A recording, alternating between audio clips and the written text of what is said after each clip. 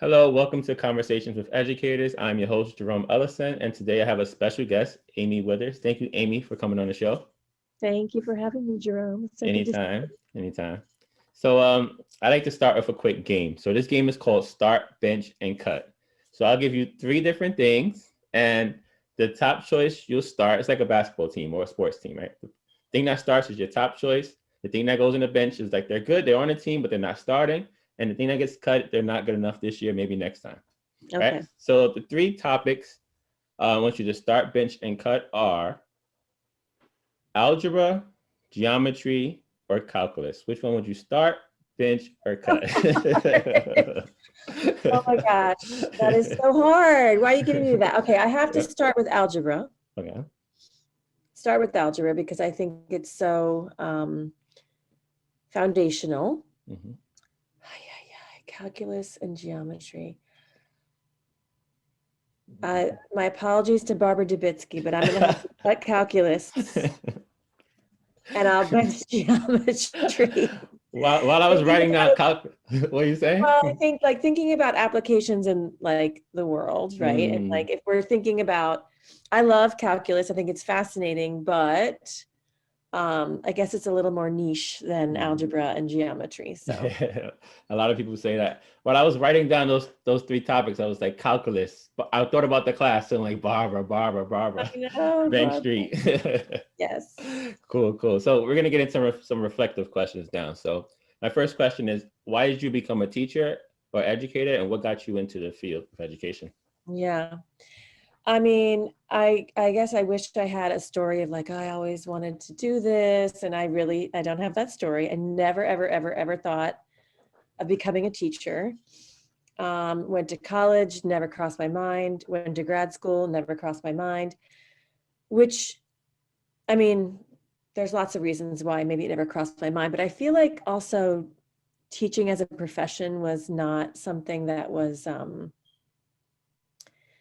aspirational, right, Mm. in growing up in my world. So anyway, so I did all that and I got a job and I worked in different nonprofits and found myself mostly sitting behind a computer and writing a lot of emails, and it Mm-hmm. just wasn't sort of working out for me. And so I thought, well, I want something that's really sort of practical and sort of hands-on. And I joined the Teaching Fellows, and I Mm. was super naive and I just had no clue what teaching was about.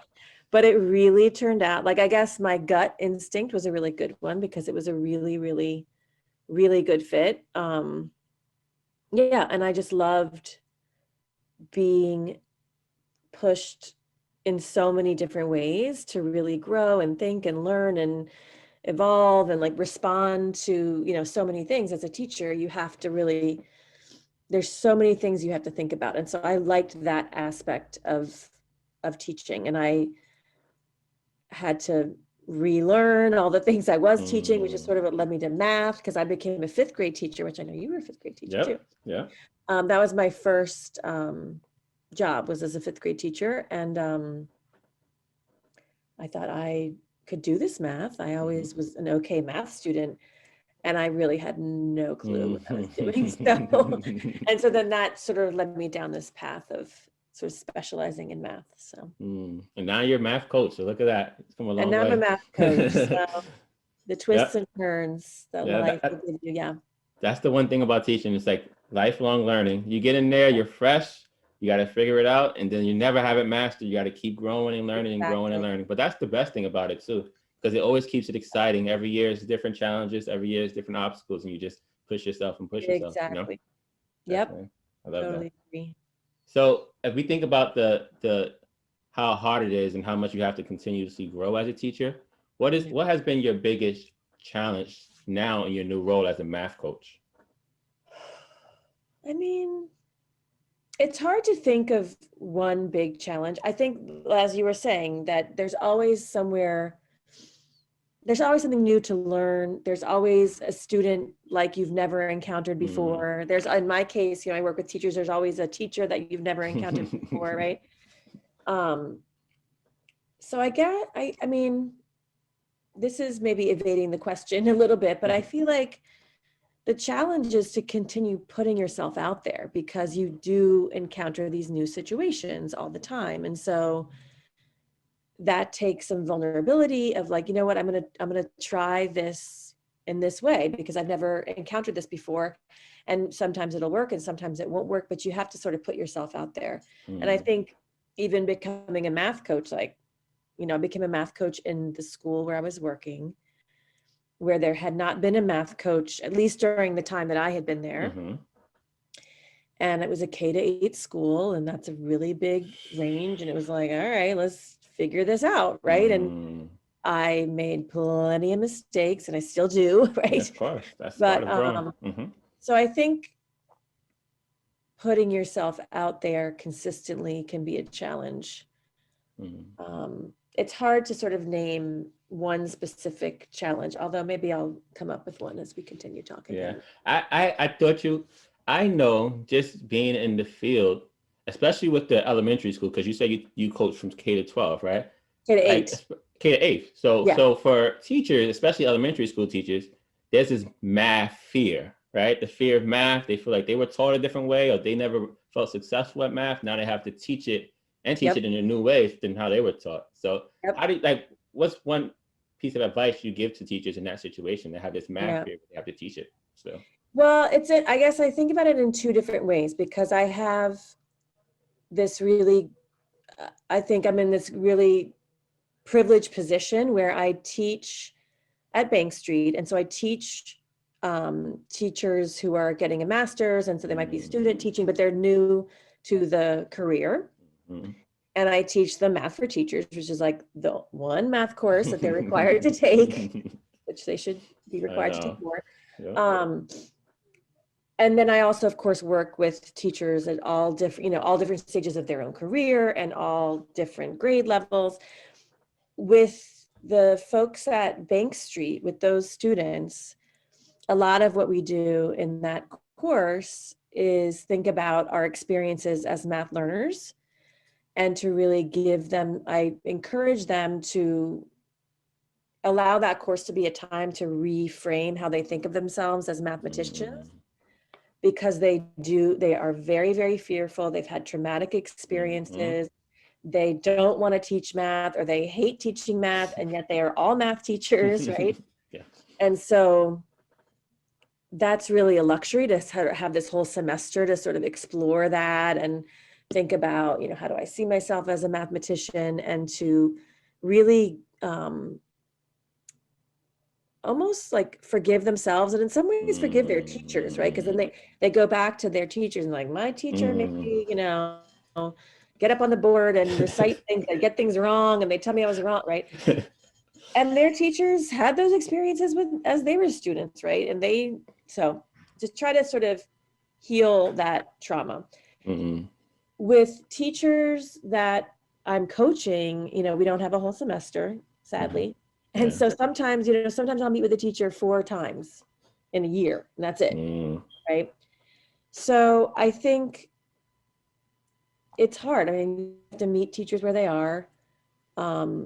Doing math together is sort of my number one piece of advice. Like, you got to do the math, you have to do the math, you have to do the math. And so that allows us to think about, what is the mathematics? Do we really understand the mathematics? What's going to come up for kids? And so that can start to be a way to sort of reframe how we think about math and become better math teachers. Yeah, I love that. And that's one thing, especially for the Math for Teachers class, when I was at Bank Street, that I love is, even if you consider yourself to be great at math, that course puts you in the position of the student. Like, you become your student in the class and you have to learn new math and challenge yourself. So you go across the challenges and obstacles that your students will be facing when you teach them. So you can put yourself in their shoes and you can craft lessons and craft a situation that they can learn just as well. This because you were in that situation not too long ago. So I think it puts you back in that position and allow you to be a better teacher of math. So I love that. Yeah. And then you can see how other people think of it, right? Because they're going to think of it in a different way and they're going to approach it in a different way, and they have different experiences. So that, and to see how you can learn from that helps us to then promote that in our own classrooms. Exactly. Perfect. Perfect. So what has been your proudest moment as a teacher or a math coach? What has been something when you think about it, it always puts a smile on your face? Ooh, so the first thing that comes to mind is actually some work I did with parents. And when I was a math coach based in a school, in that K-8 school, for a couple of years, I had ongoing parent workshops. And so we would, and after a while, there was this sort of core group of moms that would come. And I think some of these moms were parents who felt that they were not capable of supporting their kids because they, some of them hadn't been in school past a certain grade, right? And so their kids had now passed that grade of schooling, and they thought, well, I never went to the 6th grade, and how could I possibly, right? And so, I mean, it's really the same story. I guess it's the same thread. It's like seeing yourself as a mathematician. And how we did that was we did math together. And so we would look at tasks that their kids might be engaged in the middle school, and they would take risks and they would try things out, and we would talk about it. And so that was really so fun to work with parents and to start to see themselves, see themselves as mathematical thinkers. And that was really, really, really fun. And I really missed that because as a coach, I don't really, I'm not involved in that part of school. Yeah. And it's something that some of the coaches that I work with, we're starting to think about that now, especially because now all the parents are involved in much ways than we ever imagined, right? And schooling. And so we're thinking about how do we support those parents? And honestly, I don't have the answer to that question, but I know. If anybody watching has ideas, if you're interested, and we want to support you. But I think that's sort of the tricky part, is that to me, it really is about the way you see yourself as a math thinker. And there's not like a quick fix, like, oh, here's how to help your kid with their homework. It really is a different sort of approach to math in our country. We have not such a great view of like math people. I love that's so true. I agree completely. And I think you touched on a lot of great points, but one point that really stood out was that parents, like having workshops with parents and getting them to feel more confident, feel more comfortable with the math, because like you said, some parents feel like, well, my kid is past the grade that I went to, or my kid, they're teaching math in a totally different way. I get that so much. Like, I never was taught math this way. I don't know how to help my kid. But if we create workshops where we empower parents to learn math and be in their child's perspective, that will be empowering for them as well. But a lot of times, I think the biggest problem is, especially with kids who feel like they're not mathematicians or math is not for them, sometimes parents put that on their kids because they didn't have a good experience. So they'll tell their kid, well, I hate math, and maybe it's genetic. You should hate math too. Or we're just not math people, or especially for girls. Like, well, we don't do all those misconceptions can be, erased or addressed if we create an environment where we're all taking risks and we're all learning. And parents can be at home learning and growing and not having all the answers, but just supporting their child and working through tasks together. I think that can be really empowering and could help our country overall in terms of math, Definitely. I mean, I know, and you might have had a similar experience, but I've been in more than one parent-teacher conference, and the parent is there with their child, and they're like, well, I really wasn't good at math either. And like, it's expected. But it really is. I mean, I think that's a bigger cultural shift and I'm sure we've had these conversations before too, but even principals of schools feel completely comfortable saying, well, I'm not really a math person. So, that was something about being a math coach in that school, was that I didn't really have a colleague. I mean, of course I had colleagues, but I didn't in the leadership in the school was kind of like, well, go ahead, Amy. You're a math person. Which is great in many ways, but it's like, well, you're the math person. And so can be isolating. Yeah. But as a leader, right? If that's the message you're sending to your staff, then how is that going to empower the teachers who also feel that they're not math people? They're going to be like, well, I'm fine. Our leader is not a math person, so I don't have to push and challenge myself to learn and to grow. Because if you're not open to learning and taking risks and failing and reflecting and improving in math and in any area, then you're cutting yourself off from ever pushing and growing. That's what we want from kids, right? We want kids to take risks and to reflect and to grow. And if we're not doing it ourselves, it's impossible to really, really be true to try to get the kids to be that lifelong learner, have that growth mindset. Yeah, totally agree. Yeah. So if we think about teaching, right? If you look back to your childhood as a student, who is one teacher that you feel is the most memorable? What teacher was your favorite and why? So this is interesting because I remember actually very few of my teachers. And so this is sort of an easy question because it's mistaken. And I that's not true. I remember several teachers, but I don't remember their names, right? And it's sort of vague which grade I was in. But my 5th grade teacher was Miss Aiken, and I loved her. And why do I love her? I mean, I think that the one anecdote, I'm sure there's sort of a feeling, right, that you get from teachers.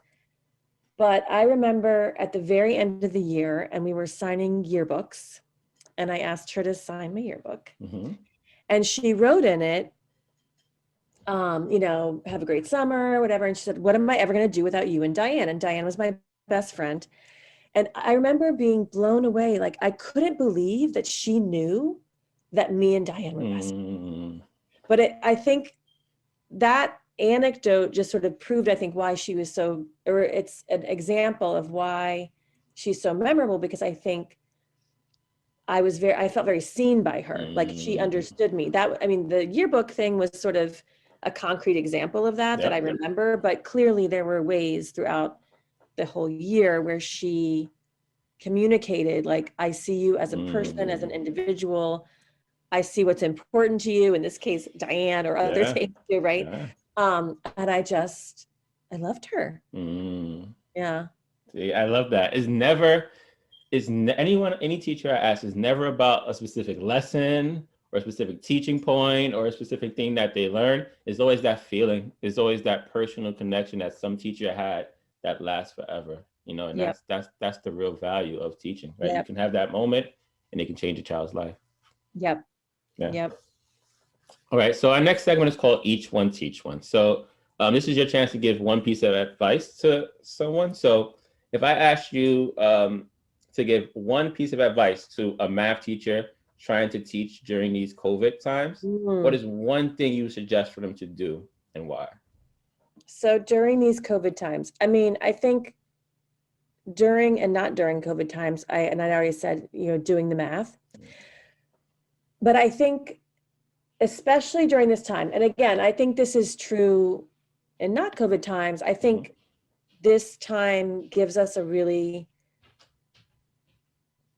nice opportunity, there is an opportunity, because we have to be so selective in what we're doing, because we have so much less time. And as we know, teachers will talk about time all the time, right? Like, we don't have time. Regardless. We can teach through the summer and still won't be enough time because all the expectations that they have to throw at us. You know? Teachers who have double blocks, teachers who don't have double blocks, everybody is stressed about time. And so this year, of course, that is much more of an issue because teachers they have less time. No matter what model you're in, you have less time with students. So I think it's an opportunity to be really, really, really purposeful in selecting because we have to select and we have to make really hard choices. And so let's be really, really purposeful and focused on, what are those big ideas? And that's what I'm going to focus on today and tomorrow, maybe this whole week, but like to go deep and to really stay with something.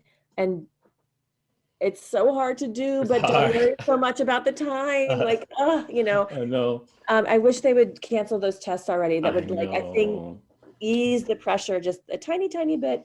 But I guess, so that would be my advice, is to be really purposeful in what you're selecting to teach and then keep it simple and focused.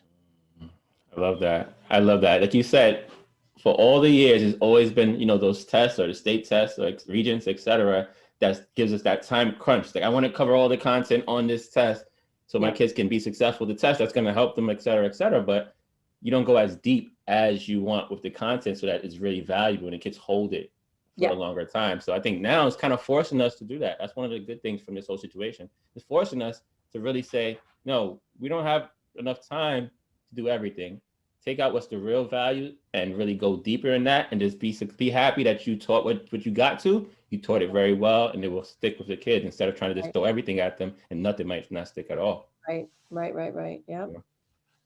The last segment is called Choose Your Teachers Wisely. So this is your chance to give a shout out to any one person, thing, TV show, movie, podcast, any one thing or person who has inspired you to be a better person or educate you to be a better person.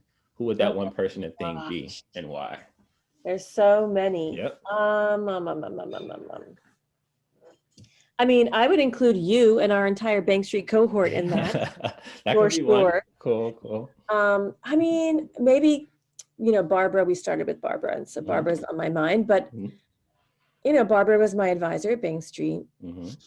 So I had the great, was she your advisor too? Yes, she was. Barbara was.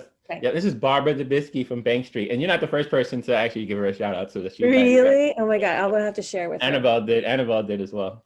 Yep. Oh, nice. So that was a total privilege to have Barbara as my advisor, and I mean that course that we took was transformational, right? Integrated 3. Yep.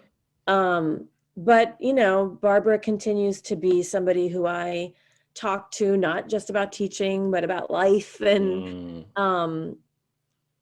she's been such a great person to just sort of reflect with. I think just by talking to her and, the things that we talk about. And she's such an example of, there's so many words, but but Barbara is the epitome of every moment, every experience is a learning opportunity.